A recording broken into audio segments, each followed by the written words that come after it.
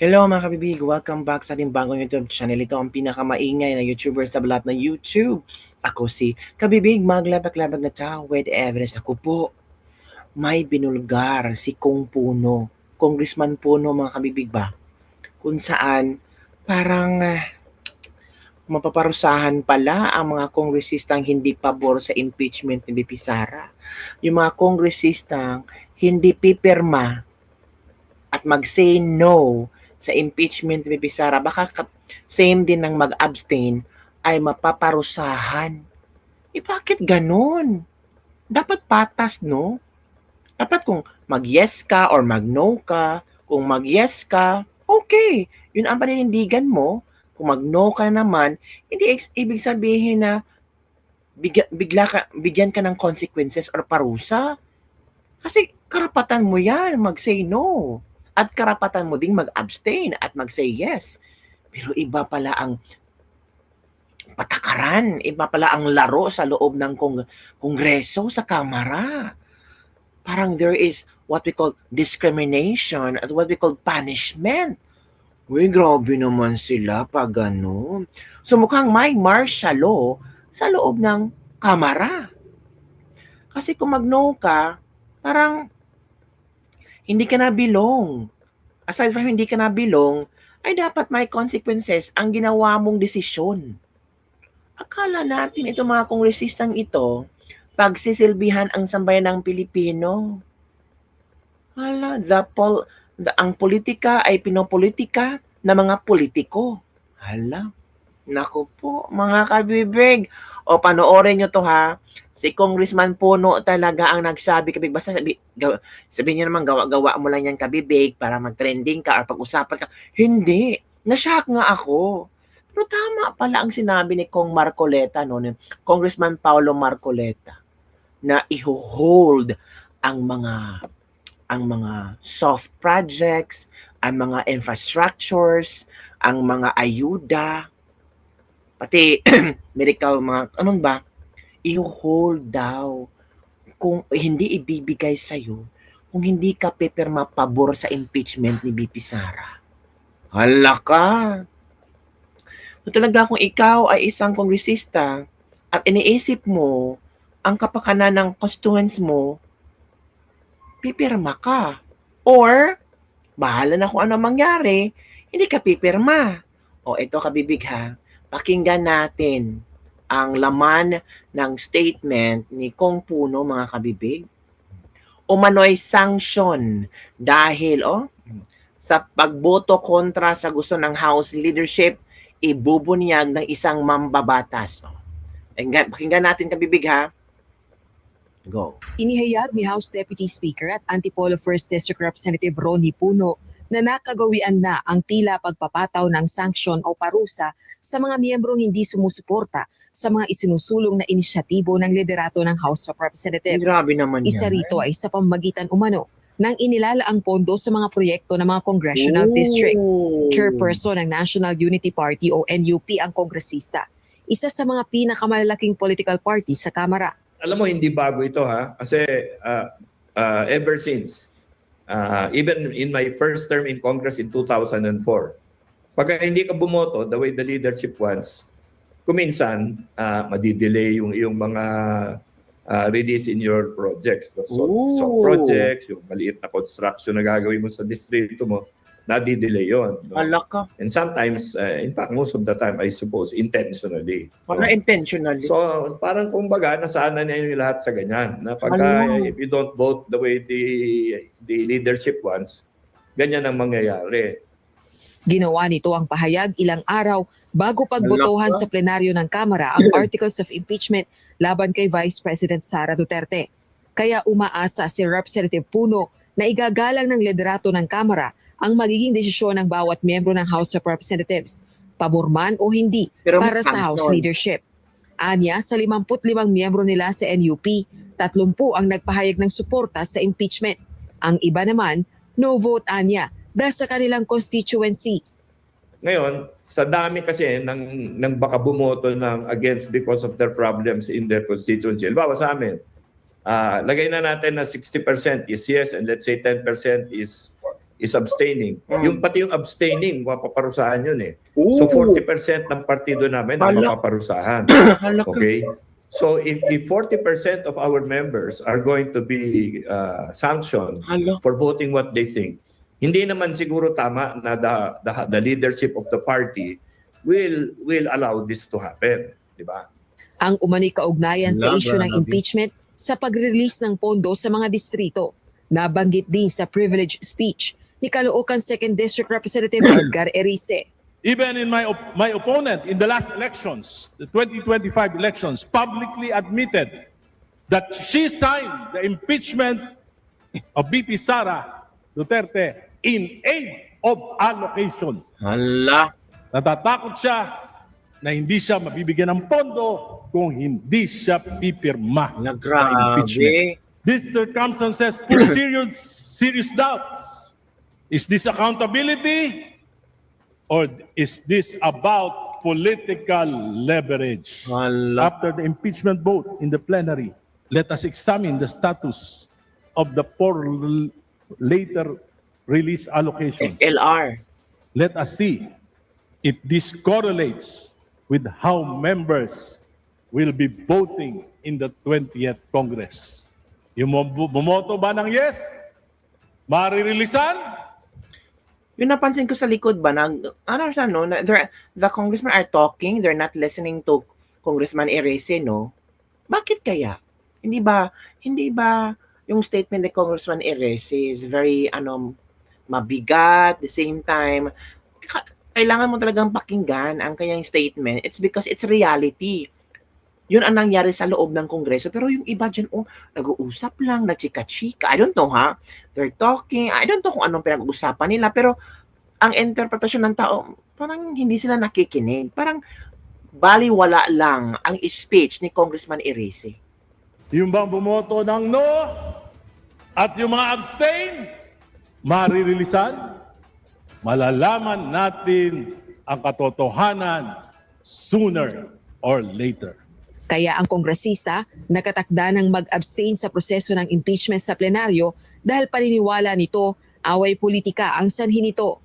Una na rin itong sinabi na hindi ito dadalo sa sesyon sa plenaryo ng Kamara sa May 11 kung kailan inaasang pagbobotohan ang articles of impeachment laban kay VP Duterte. Samantala, opisyal ng inutusan ng plenaryo ng Kamara ang House Secretary General na bigyan ng kopya ang lahat ng House members ng Committee Report number 281 at House Resolution number 989 na nagtatakda ng Articles of Impeachment laban kay VP Duterte.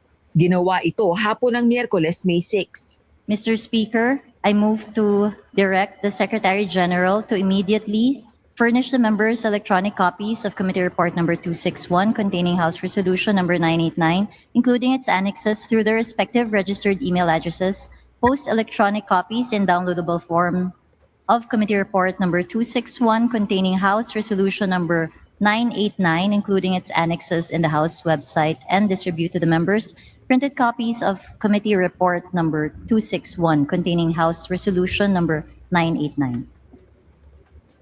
Is there any objection? Hearing none, the motion is approved. The Secretary General is so directed. Ayon kay House Justice Committee Chairperson at Batangas 2nd District Representative Jervy Luistro, may ilang araw ang bawat House member para pag-aralan ng committee report at resolusyong articles of impeachment bago ang plenary vote sa impeachment ni VP Duterte. Rosa Licoz, UNTV News and Rescue. So yun, kabibig, ha? May punishment pa, may consequence pala.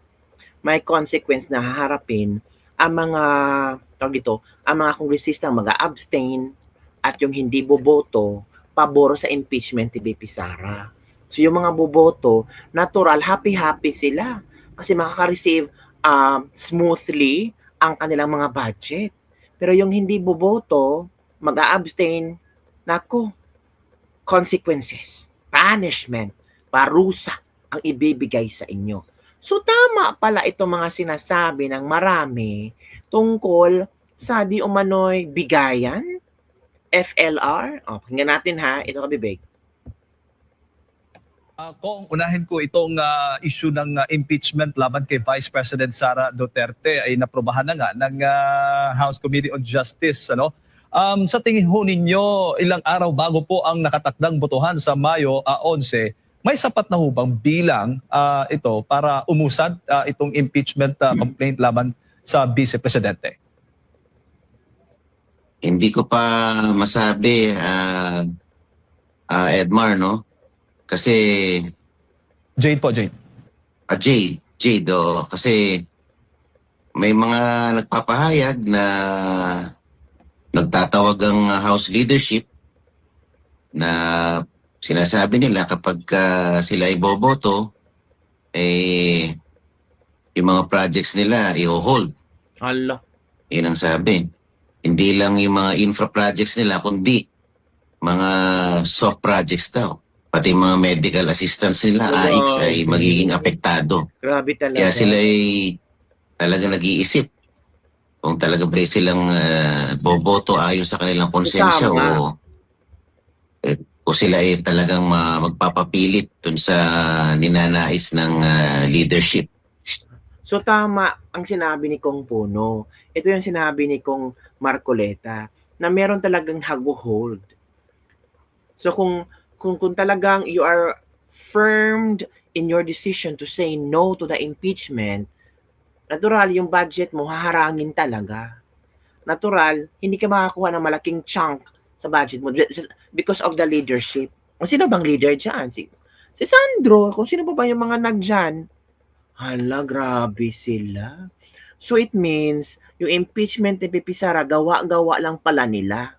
Kung ganitong klase man ang nangyayari sa loob ng Kongreso, kung ano ang verdict ng mga kongresista kung magsabing no, tapos mapipilitan silang mag-yes kasi haharangan ang kanilang budget, alam na natin na na-impeach si Pipi Sara because of kongresistang takot na ma-hold ang kanilang budget or di kaya maparusahan.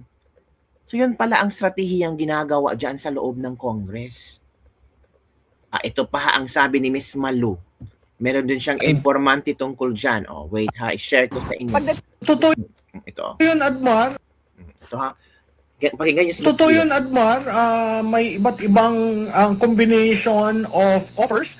Ang alam ko, merong yung FLR for later release na prenumiso ng impeachment 1, mukhang unti-unting linalabas. Nahin ko lang muna yung issue po dito sa impeachment kasi ang inaabangan ngayon, kung meron nga ba na sapat, no, 100 plus, 106 ba yung kailangan na boto para po makausad ito sa impeachment court sa Senado. Mayroon pa akong nababasang mga post ninyo, ma'am, sa social. Ang latest sa inyong monitoring po? Ang latest sa monitoring ko, suspended. So sa Lunes, suspended ang session. So sa Lunes, hindi magkakaroon ng bilangan sa quorum. Pero sa tingin ko, magkakaroon ng bilangan kung may tumayo during the voting on the committee report. Bakit kailangan magkaroon ng quorum? Kasi yung 106 na required votes para yung impeachment mabotohan sa plenaryo ay base sa quorum. So ang quorum ay 160, no? 50% plus 1 of the 318, 160 yon. So yung strategiya na isuspend, hindi i-adjourn, pwede silang mag-open sa Lunes under suspension, walang roll call, pero pagdating doon sa botohan, mapipilitan na may isang tatayo at tatanungin, may quorum ba? Kung may quorum, pwede tayong magbotohan. Kung walang quorum, maghihintay yon hanggat magkaroon ng quorum. Ang latest ko meron ng 106. In fact, ang pinagsasabi baka umabot ng 200. No? Tingnan natin kung anong mangyayari kasi mahaba pa naman, meron pang 4 na araw bago ng Lunes. Pero nagpadala na ng nakalendar na yan kung titingnan nyo yung website ng Kongreso at na-distribute na ang kopya ng committee report sa lahat ng miyembro. Opo, at meron pong mga pahayag si Congressman Pulong at ganun din po si Senadora Amy Marcos patungkol doon sa pagpipressure, yung sinasabi kung hindi pipirma, mawawala ng pondo o proyekto sa kanyang lugar o di kaya ay hahanapan ng kaso sa ombudsman. Sa inyo pong pagkakaalam, sa inyo pong mga naririnig, gaano ito totoo po, Prof? So, totoo yun, Admar. May iba't ibang combination of offers. Ang alam ko, merong yung FLR for later release na prenomiso ng impeachment one, mukhang unti-unting linalabas, no? Again, hindi siguro kailangan nating itama, hindi pwedeng pirma sa committee report. Talagang magbobotohan sa plenaryo. So, yung iba kasi ang gusto pumirma tapos absent sila sa Lunes. So, hindi makakount yung botong yon, no? At lalo magkakaroon ng problema sa quorum. Diyan sa pinapakita nyo, ewan ko kung ito yan linggong ito, pero mula Lunes hanggang ngayon, Miyerkules, makikita mo napakakonti ang tao sa plenaryo. So, yun kabibig ang sabi ni Ms. Tikia. So, makita tayo sa Lunes kung ma-impeach na ba si BP Sara sa Kongreso. Kasi very proud naman si Ridon na meron daw silang 200 plus, 215 na pabor sa impeachment. So, itong mga 215 na pabor sa impeachment, of course, smooth sailing ang kailang mga budget. Di ba, ang chika nga, may additional budget na 200,000. Pero pag ka-party-party ka, additional 300. So a total of 500,000 per month hanggang 2028. So yung hindi pipirma, paparusahan. So there's a possibility i-hold yung budget or hindi marireleasan ng budget. So sinong kawawa? Ang sambayan ng Pilipino. Tayo ang nagiging collateral damage. So yun ang kabibig ang ating Bitis Libag for today. Don't forget to like, subscribe, and share this video. Bye everyone. See you next time.